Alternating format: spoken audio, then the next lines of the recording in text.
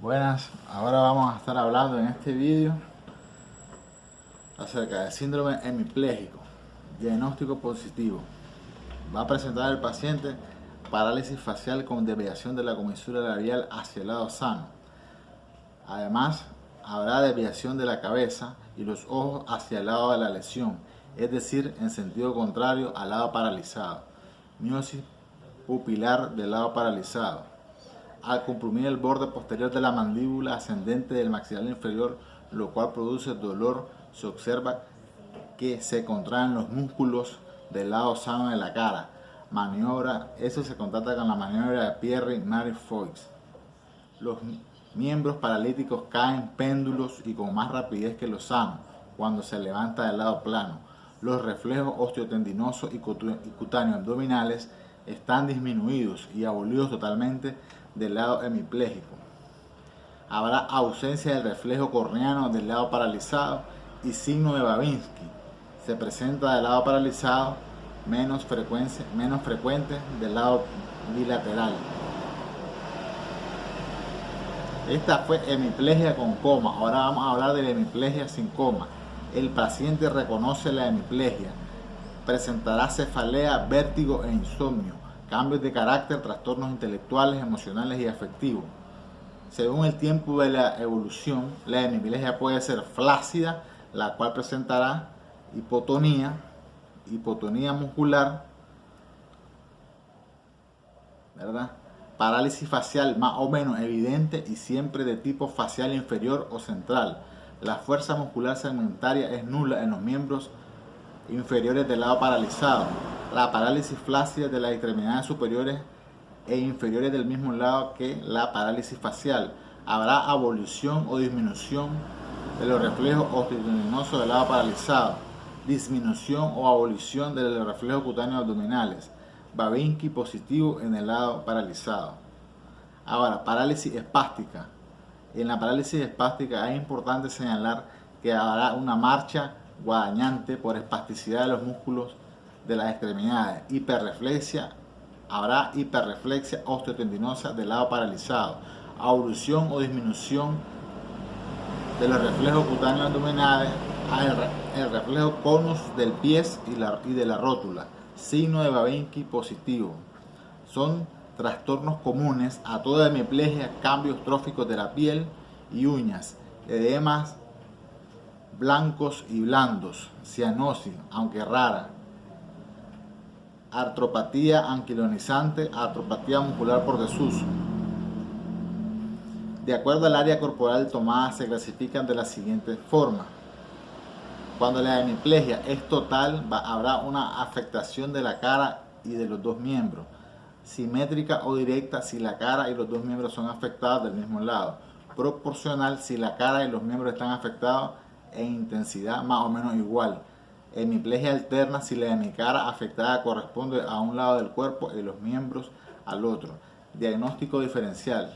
Histeria de conversión. Trastorno de la personalidad. Al examen físico debe buscarse en los reflejos si hay ausencia de algunos signos que aparecen en la hemiplegia, tales como Babinski negativo, reflejos normales por lo general. El paciente se defiende con los estímulos, hay temblor palpebral, no hay relajación de esfínteres, hay teatralidad en la instalación del cuadro, no debe echar espuma por la boca. Hipoglicemia, puede semejar una hemiplegia por déficit metabólico. Cuadro caracterizado por el estado lipotímico, sudoración profusa, palidez cutánea y el cuadro bruscamente cayendo al paciente en coma, el cual se recupera sin secuelas ni signos de focalización neurológica. También se hará el diagnóstico diferencial con los politraumatizados y las intoxicaciones por medicamentos, órganos fosforados y otros agentes tóxicos. Diagnóstico topográfico, hemiplegia directa. La lesión está situada por encima del tronco encefálico. Corticales, la lesión está en la corteza. El déficit motor está en el brazo. Monoplegia. Son frecuentes crisis convulsivas del tipo jacksonianas. Afasia sensorial o de percepción tipo Wernicke. Hemianopsia es muy rara. Trastornos de la sensibilidad profunda, estereognosia. Ahora vamos a hablar de las hemiplegias, del trastorno hemipléjico con diagnóstico topográfico subcortical. La lesión está en el centro oval. Se acompaña de trastornos estereognósticos. No son frecuentes las convulsiones y la hemiplegia es total. De origen topográfico capsular.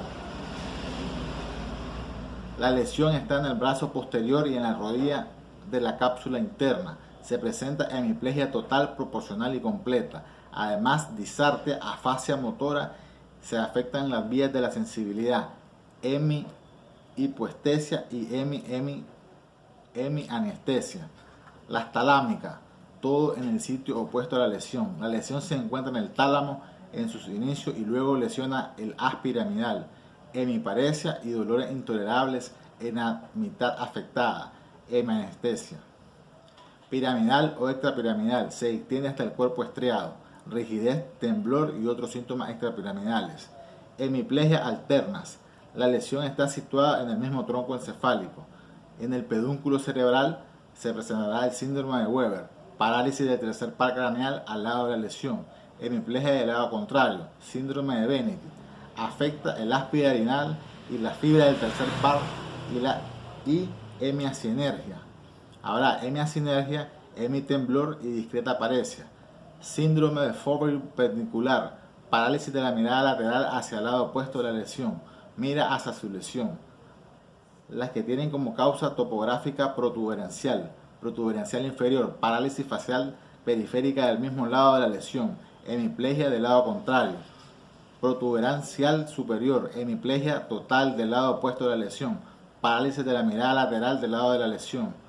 Vulvares, vulvar anterior, hemiplegia del lado opuesto a la lesión, parálisis de la mitad de la lengua con hemiatrofia al mismo lado. Posterior, síndrome de Abeilles, hemiplegia del lado opuesto, parálisis del vello del paladar, parálisis de la laringe del mismo lado. Síndrome Smith, síndrome de Abeilles, parálisis del trapecio y el esternocleidomastoideo del mismo lado.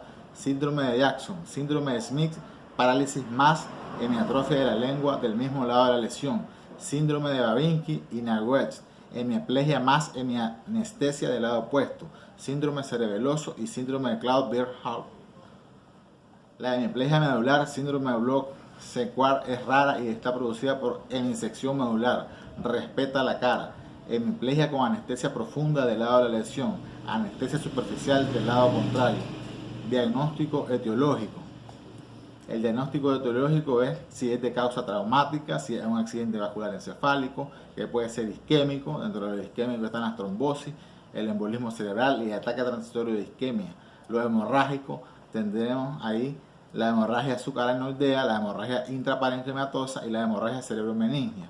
Malformaciones vasculares, aneurisma, angiomas, fístulas arteriovenosas, causas tumorales, hematomas subdurales espontáneos, cuadro clínico del pseudotumor cerebral, hematoma epidural y subdural, causas infecciosas, meningoencefalitis y absceso cerebral.